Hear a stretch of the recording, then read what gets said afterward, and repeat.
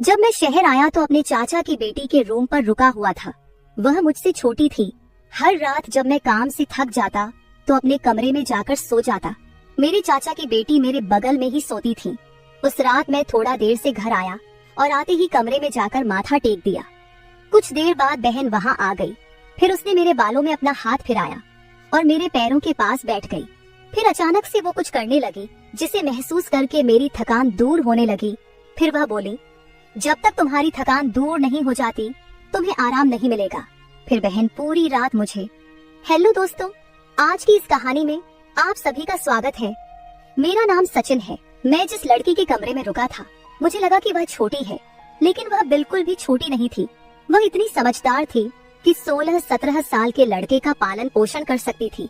दरअसल मैं काम के सिलसिले में शहर आया और अपने चाचा के घर पर रहने लगा था। मेरी माँ मुझे कुंवारे लड़कों के बीच रहने देने को तैयार नहीं थी। बोली थी कि शहर में तुम्हारे चाचा का घर है, तुम वहीं रहोगे।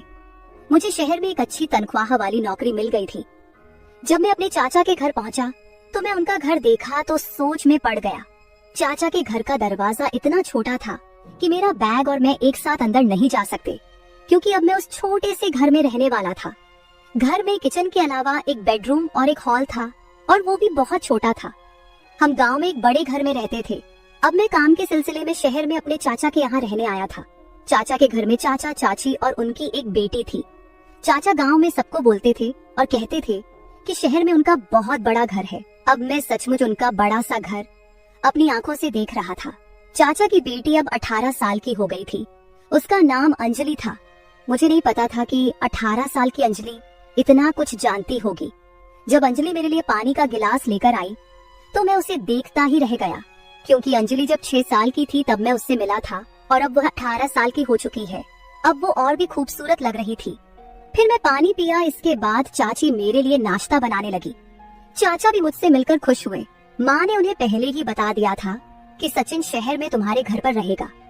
मैं अपने चाचा को उनके घर पर रहने के लिए प्रति माह 6,000 रुपए देने जा रहा था, इसलिए चाची और चाचा को मेरे रहने से कोई दिक्कत नहीं थी। दूसरी तरफ अगर मैं उनके घर फ्री में रह रहा होता तो चाची मुझे 2 दिन से ज्यादा रुकने नहीं देती। मेरी इतनी अच्छी सैलरी थी, लेकिन मेरी माँ कहती थी कि कुंवारे लड़कों के बीच रहकर तू बिगड़ जाएगा।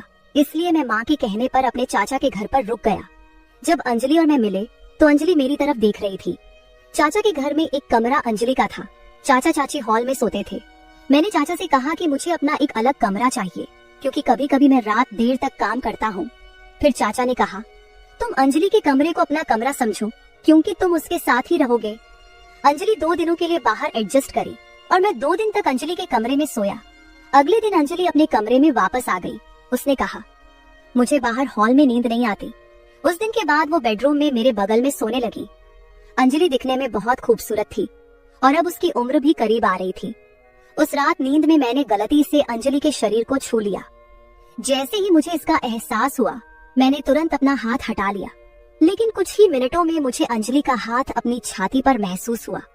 मुझे लगा कि उसने गलती से मेरी छाती को छू लिया है, लेकिन शायद मैं गलत था, क्योंकि दूसरे दिन भी मैंने अंजलि को अपने बहुत करीब आते देखा। मुझे अपने चाचा के घर आए 15 दिन हो गए थे। फिर एक रात मैंने अंजलि को मोबाइल फोन पर कुछ देखते हुए देख लिया।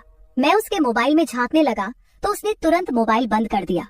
फिर मैं उससे उसका मोबाइल मांगने लगा तो वह देने से इनकार कर दी। फिर मैं चुपचाप करवट बदलकर एक तरफ सोने का नाटक करने लगा। थोड़ी देर बाद मैं अंजलि की तरफ देखा तो वह सो रही थी, कोई हलचल नहीं कर रही थी। इसलिए मैं उसका मोबाइल फोन लेने के लिए उसकी तरफ हाथ बढ़ाया, क्योंकि उसका मोबाइल फोन उसके सर के पास था। तभी वह करवट बदलकर सीधी हो गई, जिसके कारण मेरा उसके वजूद को पकड़ लिया। तभी मेरा नजर उसके फेस पर पड़ा। वह थोड़ा मुस्कुरा रही थी, तो मैं समझ गया कि वह सोई नहीं बल्कि जगी हुई है। उसके बाद मैं जल्दी से उसको पलटकर मोबाइल फोन ले लिया। तभी वह हंसने लगी और मैं जल्दी से मोबाइल फोन खोलने लगा, लेकिन मोबाइल फोन पर लॉक लगा हुआ था, इसलिए मैं उसे खोल न पाया। शायद इसीलिए अंजलि इतना हंस रही थी। फिर मैंने उससे बिना बोले चुपचाप सो गया। फिर कुछ दिन बीतने के बाद अगले महीने की 3 तारीख को मुझे मेरा वेतन मिल गया। फिर चाचा के घर को अपना घर समझकर मैंने बहुत सी चीजें खरीदी और चाचा के घर आ गया। अंजलि के लिए एक नायरा सूट और चाचा के लिए फॉर्मल यूनिफॉर्म, चाची के लिए साड़ी और खाने का सामान, मैं सब कुछ ले आया था। चाची वो सब देखकर बहुत खुश हुई। अंजलि अब मुझसे हंसकर बातें कर रही थी। ऐसे ही एक रात जब मैं पानी पीने के लिए उठा तो मुझे अंजलि अपने पास नहीं दिखी। मैंने अपने कमरे का दरवाजा खुला पाया तो मैं बाहर जाकर देखा तो रात के 1 बजे अंजलि ने हॉल का पर्दा हटा दिया था और हॉल में झांक रही थी। मैं यह देखने के लिए उसके पीछे खड़ा हो गया कि वह इतनी रात हॉल में क्या देख रही है। जैसे ही मैं उसके पीछे खड़ा हुआ, मेरी नजरें हॉल में घूम गई। सामने का नजारा देखकर मैंने अंजलि को एक तरफ खींच लिया और उसका हाथ पकड़कर बेडरूम में ले गया। मैंने अंजलि से कहा, अंजलि तुम ये क्या कर रही थी? वे तुम्हारे अपने माता पिता हैं। रात को मम्मी पापा के निजी समय में ताक झांक करना सही नहीं है। अंजलि को इस तरह चाचा चाची की तरफ देखता देखकर मैं थोड़ा गुस्सा हो गया तो उसने मुझसे माफी मांगी और कहा कि भाई इसके बारे में किसी को मत बताना, मैं आज के बाद ऐसा कुछ नहीं करूंगी। अंजलि जो कर रही थी उसमें उसकी इतनी भी गलती नहीं थी।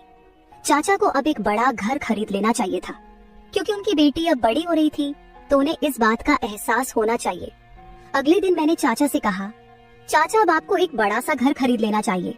अब हमारी मायरा बड़ी होती जा रही है, उसे भी अपना अलग कमरा चाहिए और आपको भी अपना अलग कमरा चाहिए। चाचा ने कहा, घर में हम 3 लोग हैं, 3 लोगों के लिए ज्यादा बड़े घर की क्या जरूरत है? अब तुम घर में चौथे व्यक्ति हो, फिर भी हमें रहने में कोई दिक्कत नहीं हो रही है, तो फिर बड़ा घर क्यों चाहिए? जवाब सुनकर मेरा चेहरा उतर गया। चाचा से बात करते समय मेरा फोन बजा। मेरे फोन पर मेरी माँ का फोन था, इसलिए मैं अपना फोन रिसीव किया तो माँ ने मुझसे कहा, मैंने तुम्हें एक लड़की की फोटो भेजी है, बताओ तुम्हें कैसी लग रही है? मैंने कहा, माँ मुझे लड़की की फोटो बहुत अच्छी लगी। ये सुनने के बाद कि मेरी माँ की पसंद मेरी पसंद है, मेरी माँ ने तुरंत अगले 20 दिनों में शादी करने का फैसला किया। शादी के बाद कुछ दिनों की छुट्टियों के बाद मैं नौकरी के लिए शहर आने लगा। तब मेरी माँ ने कहा, अपनी पत्नी को कुछ दिनों के लिए अपने साथ ले जाओ। फिर मैं तारा को अपने साथ शहर ले आया। पहले मैं शहर में अपने चाचा के घर पर रहता था, इसलिए मैं अपने चाचा के घर आ गया। जब मैं अपनी पत्नी के साथ चाचा के घर आया तो अंजलि का कमरा पूरा मेरा हो गया था। वह रात में अपने माता पिता के साथ हॉल में सोती थी। तारा को शहर लाए हुए अभी 3 दिन हो गए थे। इन 3 दिनों के बाद अचानक रात को जब मैं अपनी पत्नी की बाहों में सो रहा था, तभी मैंने अंजलि को हमारे बगल वाले कमरे से झांकते हुए देखा। उसे देखकर मैं तुरंत तारा को छोड़कर बिस्तर से उठकर बैठ गया। मुझे उठता देख अंजलि तुरंत दरवाजे से हट गई। फिर मैं सोचने लगा कि अगर तारा को यह शहर का माहौल पसंद आया तो मैं तुरंत अगले महीने हमारे लिए वहाँ एक अलग कमरा तलाश कर लूंगा। लेकिन 5वें ही दिन तारा ने उस शहर को ना कहना शुरू कर दिया। उसने कहा, मैं यहाँ ज्यादा देर तक नहीं रह सकूंगी, मुझे गांव में रहने की आदत है। मुझे न तो यहाँ का पानी पसंद है और न ही यहाँ की हवा। फिर अचानक तारा की तबीयत खराब हो गई। इतने समय तक रहने के बाद मुझे उस पानी से कोई परेशानी नहीं हुई थी, लेकिन तारा को दर्द होने लगा, इसलिए वह गांव जाने की जिद करने लगी। उसकी तबीयत बिगड़ती जा रही थी, इसलिए मैंने उसे गांव भेज दिया। उसके बाद मैं अपने चाचा के घर पर अकेला रहने लगा। मैं तारा से उतना खुश नहीं था जितना मुझे होना चाहिए था, क्योंकि मैंने उसकी जो तस्वीर देखी थी वो बहुत चमकदार थी और वो शादी में चमक भी रही थी। लेकिन जब शादी के बाद उसने अपना मेकअप उतारा तो उसे देखकर मैं बहुत परेशान हो गया, क्योंकि आसमान वाले तारा की तरह मेरी तारा नहीं थी। वह थोड़ी सांवली थी। मुझे गोरी पत्नी चाहिए थी, लेकिन अब क्या करे जब शादी हो गई और वह पवित्र भी है।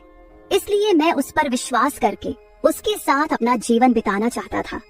अब तारा गांव चली गई थी तो मेरे लिए और भी ठीक था।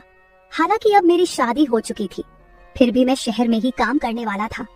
इसलिए मैंने सोचा कि चाचा के घर रहना ही ठीक है, क्योंकि एक अकेले अपने लिए इतना पैसा खर्च करना मुझे ठीक नहीं लगा। तारा के घर जाने के बाद मैंने 3 दिन की छुट्टी ले ली, क्योंकि मैं बहुत थक गया था और आराम करना चाहता था। जिस दिन मेरी छुट्टी थी, चाचा रोज की तरह सुबह अपने काम पर चले गए। चाची एक गृह उद्योग कंपनी में काम करने जाती थी, वो भी काम पर चली गई थी। उस वक्त अंजलि और मैं दोनों ही घर पर थे।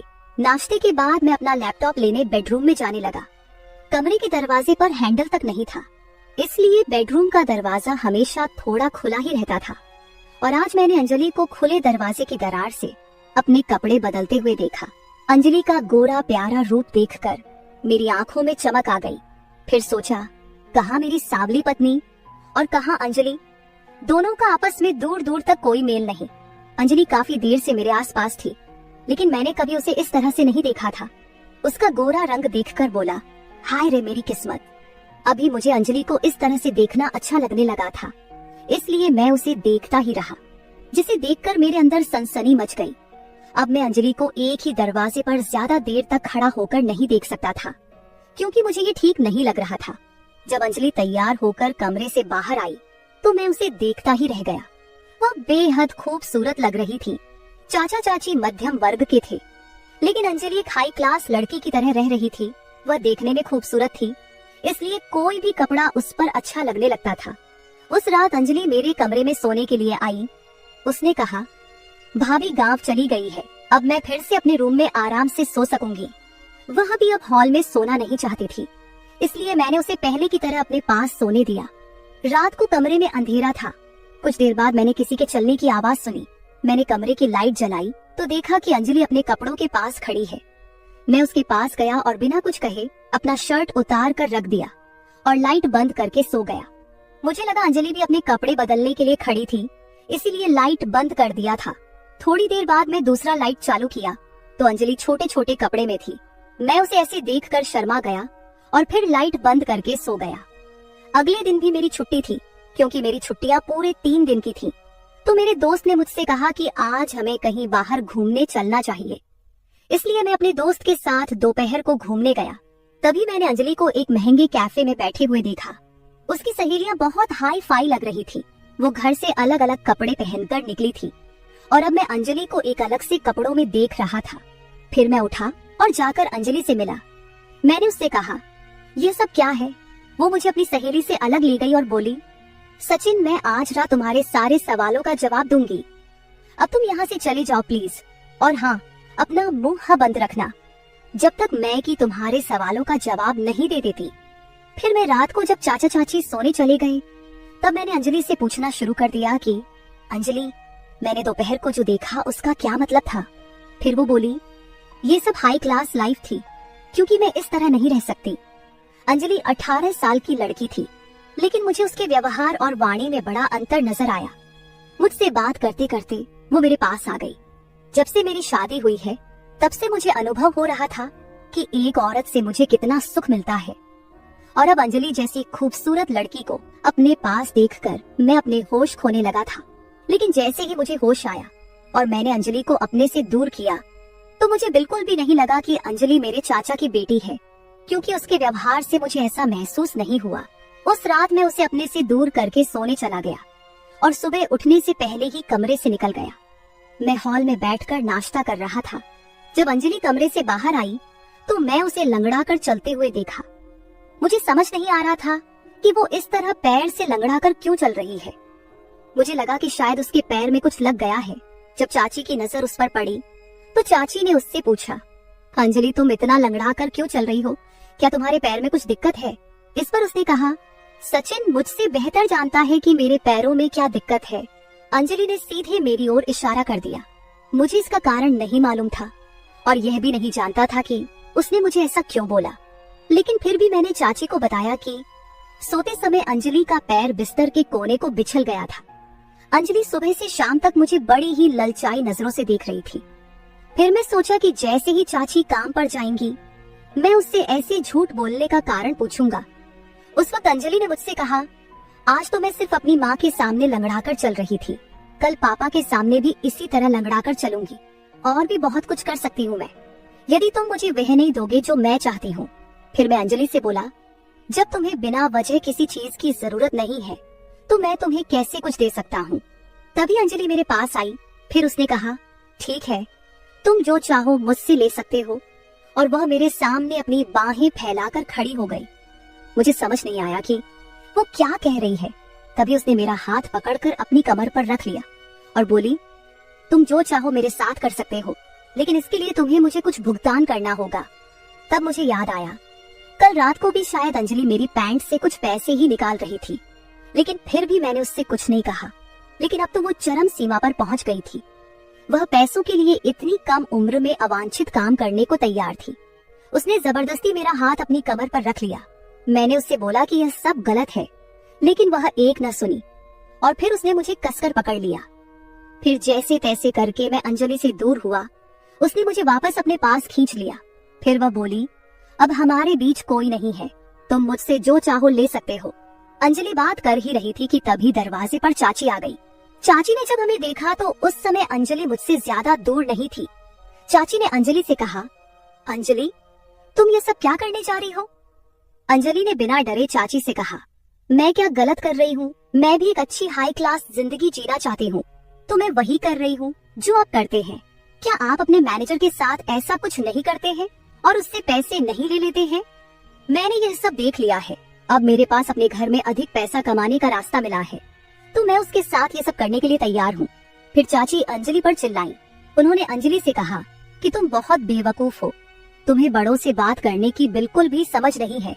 चाची अंजलि का मुंह बंद करने के लिए उसके पास दौड़ी, लेकिन तभी मैंने चाची को रोक दिया।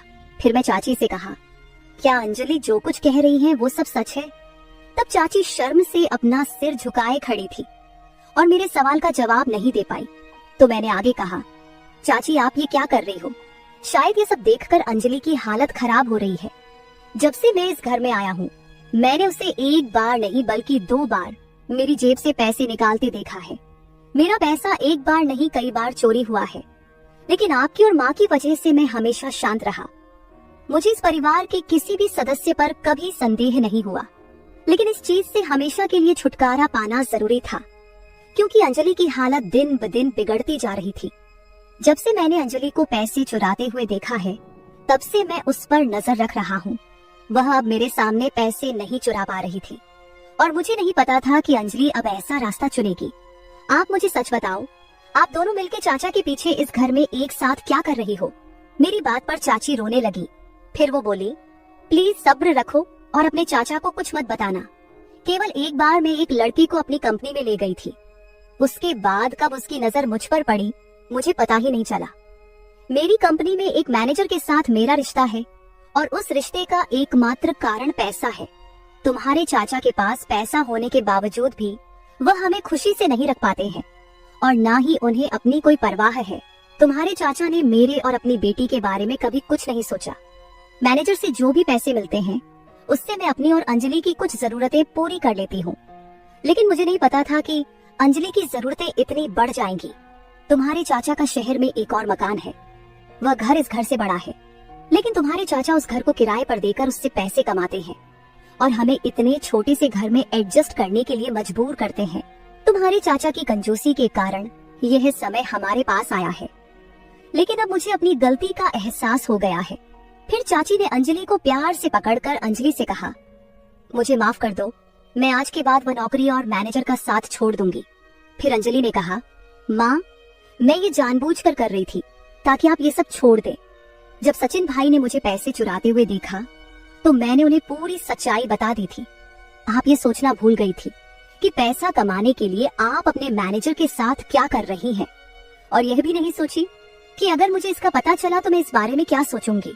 वो तो सचिन भाई का शुक्र है जिसने मेरी आंखें खोल दी। आज आपको अपनी गलती का एहसास हुआ और मुझे भी अपनी गलती का एहसास हो गया है। अंजलि और मैंने मिलकर चाची को उनकी गलती का एहसास कराया। मैंने भी चाची को समझाया और एक छोटी सी दांव खेलने को बोला। आखिरकार चाची मेरी बात मान गई और अंजलि को लेकर हमेशा के लिए अपने मायके जाने लगी। तभी चाचा के मन में एक रोशनी जगी और उन्होंने अपना छोटा सा घर छोड़ दिया और अपना सामान दूसरे घर में शिफ्ट करने को बोला। ये सुन चाची और अंजलि बहुत खुश हो गई और दोनों ने मुझे धन्यवाद दिया। उस दिन से चाचा ने अपनी कंजूसी बहुत कम कर दी। मुझे भी जीवन के राह मेरी माँ ने अच्छी तरह सिखाई थी कि जीवन में पैसा बचाना चाहिए, लेकिन पहले अपने परिवार के लोगों को खुश रखने के बाद। अगर कोई अपनी पत्नी और बच्चों को हर बात में मना करता रहेगा तो घर का व्यक्ति गलत रास्ते पर जा सकता है। एक आदमी अपने और अपने परिवार के लिए कमाता है। एक तरह से कंजूस होना अच्छी बात है, लेकिन इतनी भी कंजूसी ना करें कि आपका परिवार किसी गलत रास्ते पर चल पड़े। निर्देश, हमारी कंजूसी के कारण कभी कभी हमारे घर का कोई व्यक्ति दुर्भाग्य की ओर जा सकता है। हमें इस बारे में भी सोचना चाहिए। पैसा बचाएं, लेकिन इतना भी नहीं कि आप अपना जीवन जीना ही भूल जाएं। तो मेरे प्यारे दोस्तों, ये थी हमारी आज की छोटी सी कहानी। आपको यह कहानी कैसी लगी कमेंट करके जरूर बताएं। अगर आपको यह कहानी पसंद आई हो तो इसे लाइक करें और अपने दोस्तों के साथ शेयर करें। अगर आप ऐसी ही और भी इंटरेस्टिंग और रोमांटिक कहानियाँ सुनना चाहते हो तो चैनल को सब्सक्राइब जरूर कर ले और बेल आइकॉन ऑन कर ले ताकि आपको मेरी हर कहानी समय पर मिल सके। कल मिलेंगे एक और नई कहानी के साथ। धन्यवाद।